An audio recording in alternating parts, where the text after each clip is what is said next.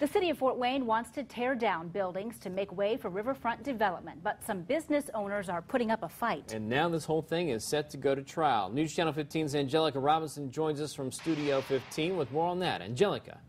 Brett and Heather, the city offered to buy the buildings months ago, but after the owners refused, they filed a lawsuit.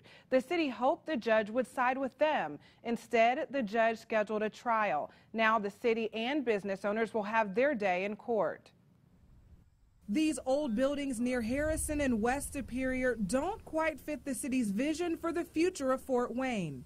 The city wants to replace those buildings with something bigger and better. Mayor Henry unveiled plans at a news conference earlier this summer. I think we all realize that the rivers can not only be a great asset to us, but can be a point of destination for a lot of visitors to our community. The multi-million-dollar riverfront project would include a promenade, park pavilion, and an elevated boardwalk. If the city has their way, that new park would connect here to Headwaters Park. It sounds like a good idea, but first the city has to acquire those properties, which is proving to be more difficult than they thought. The city offered $800,000 for the Ream-Steckbeck buildings and $447,000 for the Cambray and Associate building.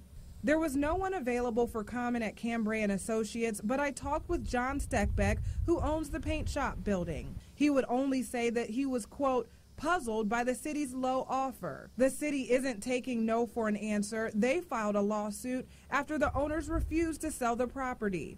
It would force the owners to give up the property through a process called eminent domain. A representative from the city says they will not comment on pending litigations. That trial is scheduled to begin November 8th, and it's expected to last for 2 days. In Studio 15, Angelica Robinson, News Channel 15.